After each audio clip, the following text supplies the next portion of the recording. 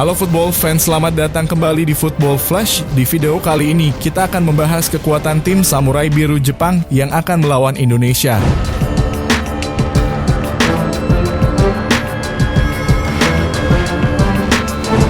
Disesaki sejumlah pemain diaspora yang berkarir di Eropa membuat negara yang jadi langganan Piala Dunia itu jadi yang terkuat di level ASIA.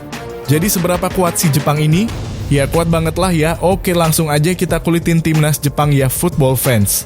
Tapi sebelum kita lanjut ke pembahasan, buat kamu yang belum subscribe channel ini, jangan lupa untuk klik tombol subscribe terlebih dahulu dan nyalakan notifikasinya agar gak ketinggalan informasi terupdate dan menarik seputar timnas Indonesia di channel ini.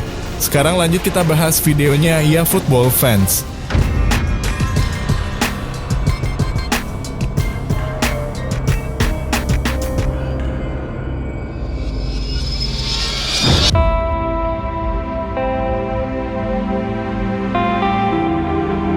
Negeri Samurai Biru Timnas Jepang. Pecinta sepak bola mana yang tidak mengetahui kekuatan negara yang satu ini? Bagi kita fans timnas Indonesia, beberapa tahun yang lalu melawan Jepang mungkin adalah suatu hal yang hanya berada di pikiran kita saja, tapi saat ini jelas berbeda. Yaps, betul saja timnas Indonesia kini berada di satu ajang bergengsi bersama timnas Jepang. Berada di putaran ketiga kualifikasi Piala Dunia 2026 membuat kedua negara ini akan saling bentrok di laga yang menentukan. Terutama timnas Indonesia yang jelas membutuhkan tambahan poin untuk bisa terus bersaing di grup C dan menjaga asa lolos ke babak berikutnya. Target imbang melawan Samurai Biru pun dipasang oleh Shin Tae-yong jelang bentrok di Gelora Bung Karno. Misi menahan imbang skuad asuhan Moriyasu jelas bukanlah pekerjaan yang mudah, tapi juga bukan hal yang mustahil diraih Bang J dan kawan-kawan. 1 poin adalah target realistis yang bisa dicuri dari negara yang mempunyai ranking 15 FIFA itu.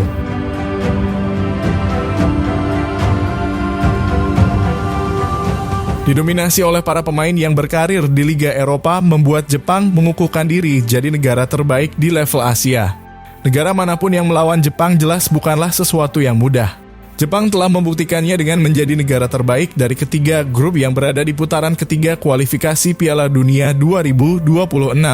Sejauh ini dalam 4 laga yang sudah dihelat, Jepang jadi negara superior dengan mencetak 15 gol dan baru kemasukan 1 gol, itu pun terjadi karena gol bunuh diri.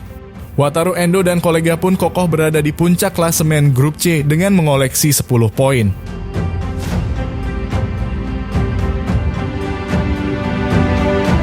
Menghadapi matchday kelima dan keenam grup C, timnas Jepang akan menghadapi timnas Indonesia dan juga Cina. Pelatih Jepang Hajime Moriyasu pun memanggil 27 pemain untuk 2 laga yang menentukan itu. Dalam daftar 27 pemain Jepang, setidaknya ada total 22 pemain mereka yang berkarir di Eropa. Sebagian dari mereka berkarir di liga-liga top Eropa seperti Wataru Endo yang bermain untuk The Reds Liverpool, Minamino bersama Monaco hingga Takefusa Kubo yang bermain untuk Real Sociedad. Bahkan di pekan terakhir sebelum jeda FIFA Matchday kemarin, Kubo berperan besar saat timnya mempermalukan raksasa Eropa Barcelona yang sedang menggila dengan skor 1-0 di ajang Liga. Di usianya yang masih 23 tahun, dikutip dari Transfermarkt, Kubo adalah pemain termahal di skuad timnas Jepang saat ini. Pemain yang disebut-sebut seperti Messi dari Asia itu mempunyai harga pasar mencapai 870 miliar rupiah. Angka ini lebih besar dari seniornya Mitoma yang bermain untuk Brighton Albion. Kaoru Mitoma berada di urutan kedua dengan taksiran harga 782 miliar rupiah. Jika di total skuad, Jepang mempunyai nilai sekitar 5 triliun rupiah. Jumlah ini menjadikan Jepang punya skuad termahal di kualifikasi Piala Dunia 2026 zona Asia.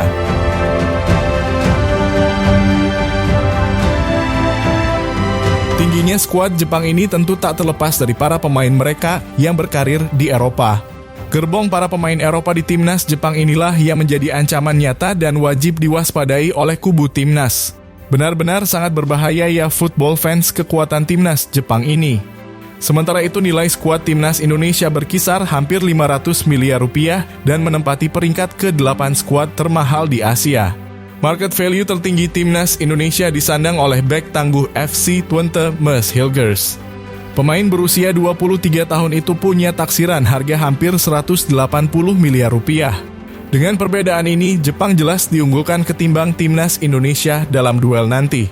Berikut ini adalah perbandingan kekuatan antara skuad Samurai Biru dan skuad Garuda.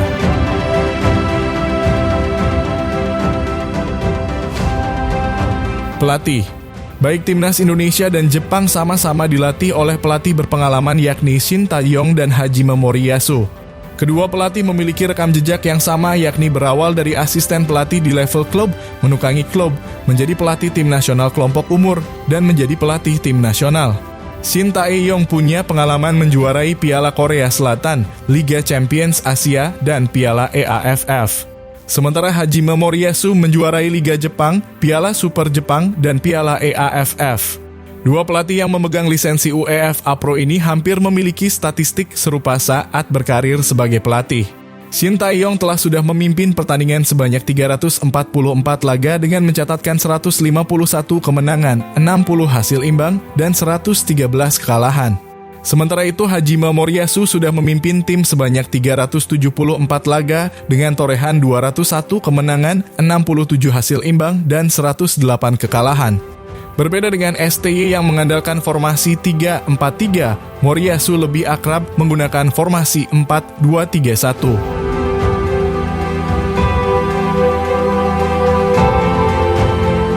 Kiper. Di posisi penjaga gawang ada duel kiper antara Zion Suzuki yang baru berusia 22 tahun dan Maarten Pas yang sudah berumur 26 tahun. Suzuki saat ini bermain untuk klub promosi di Serie A bersama Parma. Suzuki punya market value mencapai 121 miliar rupiah, sementara Maarten Pas punya taksiran harga 26 miliar rupiah. Suzuki debut bersama Jepang pada tahun 2019 saat usianya masih 19 tahun. Saat ini dia punya 14 caps bersama Samurai Biru. Sementara itu Pas baru punya 4 caps bersama Timnas Indonesia dan baru debut pada September lalu.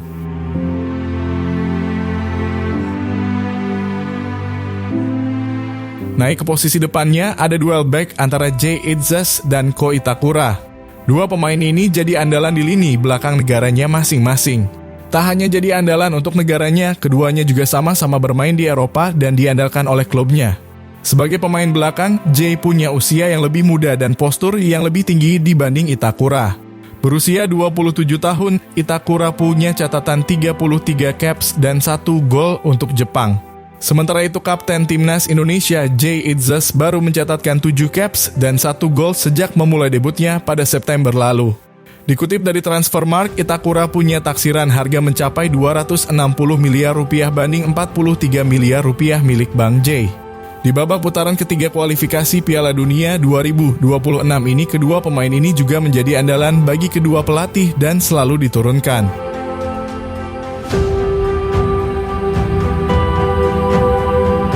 Naik ke posisi depannya lagi ada duel Profesor Haye dan Wataru Endo. Duel di lini tengah nanti juga jadi persaingan yang tak kalah menarik.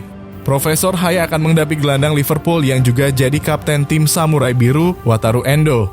Duel gelandang kelas Eropa ini akan jadi sajian menarik di Gelora Bung Karno nanti. Di usianya yang menginjak 31 tahun, Endo benar-benar jadi andalan di lini tengah Samurai Biru. Pemilik 65 caps dan 4 gol untuk timnas Jepang itu merupakan salah satu pemain senior di era Moriyasu. Sementara itu, Tom Haye adalah roh permainan skuad Garuda di kualifikasi Piala Dunia 2026 ini.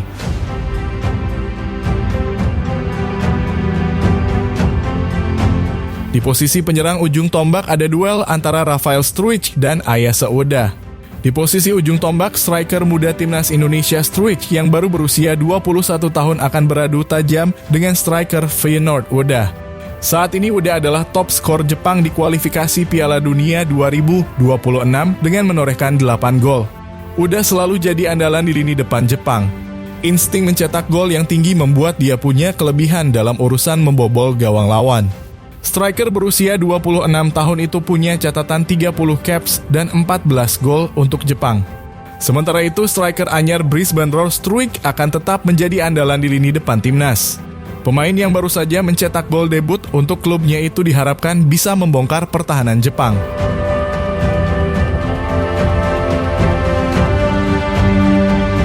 Berikutnya ada rekor pertemuan kedua negara Indonesia versus Jepang. Timnas Indonesia bertemu dengan Jepang sudah terjadi sebanyak 16 kali. Dengan catatan Timnas Indonesia mencatatkan 5 kali kemenangan, 2 hasil imbang, dan menelan 9 kekalahan. Pertemuan terakhir keduanya terjadi di babak grup Piala Asia 2023 lalu. Di laga ini Indonesia harus menyerah dengan skor 1-3 dari Samurai Biru Jepang. Meskipun tidak diunggulkan, Timnas Indonesia tampil cukup solid di kualifikasi Piala Dunia 2026 ini dengan hasil imbang melawan Arab Saudi, Australia, dan Bahrain. Sayangnya Indonesia harus terpeleset saat dikalahkan Cina 1-2. Walau masih tertahan di peringkat kelima klasemen grup C dengan koleksi 3 poin, tapi Timnas Indonesia menunjukkan potensi besar yang bisa merepotkan tim-tim besar seperti Arab dan Australia.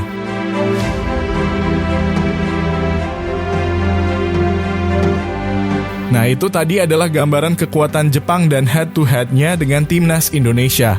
Kalau menurut pendapat kamu gimana, football fans?